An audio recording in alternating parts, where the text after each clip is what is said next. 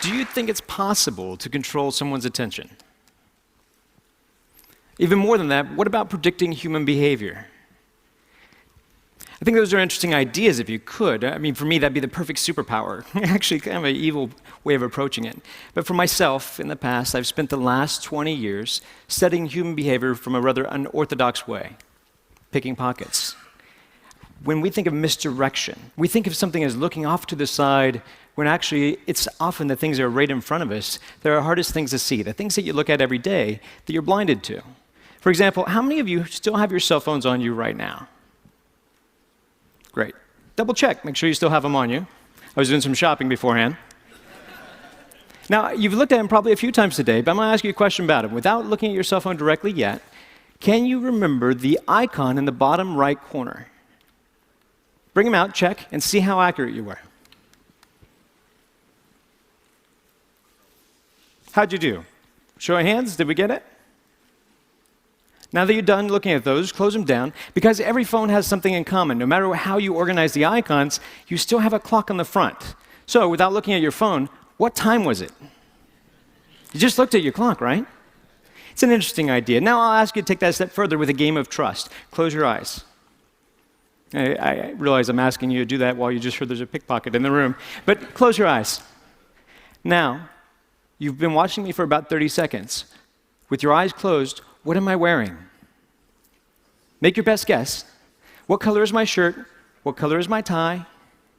Now open your eyes. By show of hands, were you right? It's interesting, isn't it? Some of us are a little bit more perceptive than others. It seems that way. But I have a different theory about that model of attention. They have fancy models of attention, Posner's trendy model of attention. For me, I like to think of it very simple, like a surveillance system. It's kind of like you have all these fancy sensories, and inside your brain is a little security guard. For me, I like to call him Frank. So Frank is sitting at a desk. He's got all sorts of cool information in front of him, high-tech equipment. He's got cameras. He's got a little phone that he can pick up, listen to the ears, all these senses, all these perceptions. But attention is what steers your perceptions, is what controls your reality. It's the gateway to the mind. If you don't attend to something, you can't be aware of it. But ironically, you can attend to something without being aware of it. That's why there's the cocktail effect. When you're in a party, you're having conversations with someone, and yet you can recognize your name, and you didn't even realize you were listening to that. Now, for my job, I have to play with techniques to exploit this, to play with your attention as a limited resource. So if I could control how you spend your attention, if I could maybe steal your attention through a distraction. Now, instead of doing it like misdirection and throwing off to the side, instead what I choose to focus on is Frank. To be able to play with the Frank inside your head, your little security guard, and get you, instead of focusing on your external senses, just to go internal for a second. So if I ask you to access a memory, like, what is that? What just happened? Do you have a wallet? Do you have an American Express in your wallet? And when I do that, your Frank turns around. He accesses the file. He has to rewind the tape. And what's interesting is he can't rewind the tape at the same time that he's trying to process new data. Now, I mean, this sounds like a good theory, but I could talk for a long time and tell you lots of things, and they may be true, a portion of them. But I think it's better if I try to show that to you here live. So if I come down, I'm going to do a little bit of shopping. Just hold still where you are.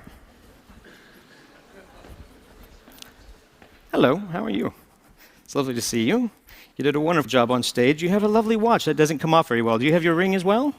Good, just taking inventory. You're like a buffet. It's hard to tell where to start. There's so many great things. Hi, how are you? Good to see you. Hi, sir, could you stand up for me, please?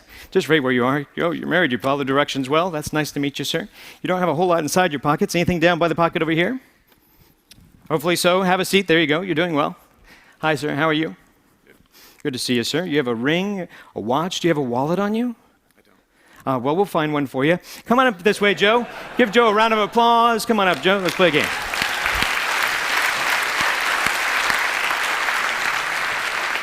Pardon me. Don't think that you need this clicker anymore. You can have that. Thank you very much. Appreciate that. Come on up to the stage, Joe. Let's play a little game. Now, do you have anything in your front pockets? Money. All right, let's try that. Can you stand right over this way for me?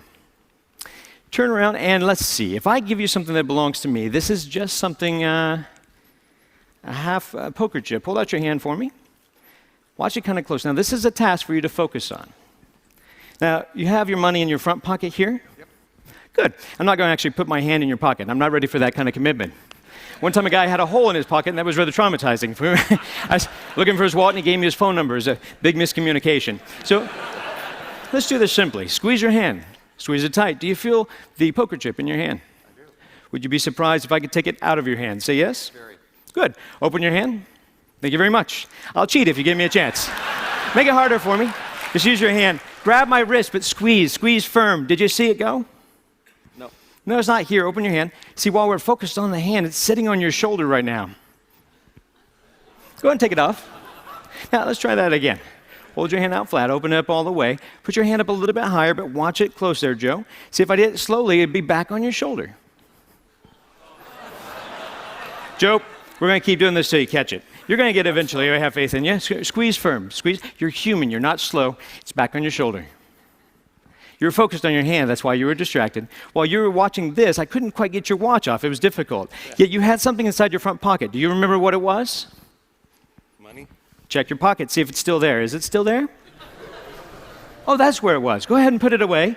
We're just shopping. This trick's more about the timing, really. I'm going to try to push it inside your hand. Put your other hand on top for me, would you?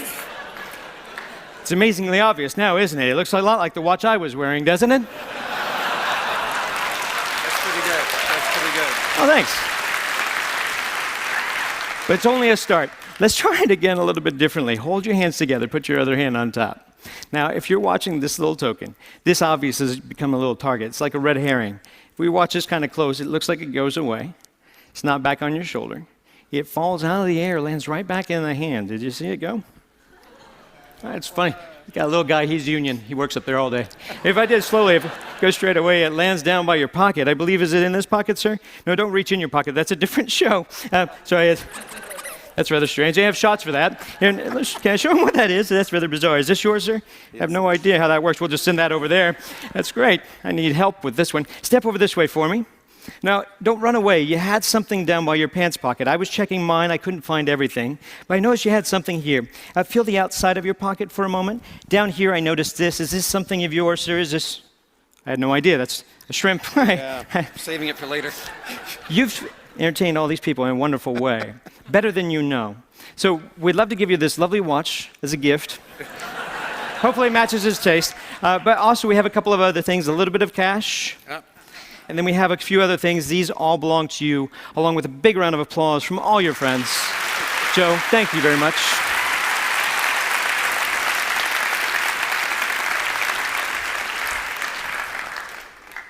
So, same question I asked you before, but this time you don't have to close your eyes. What am I wearing?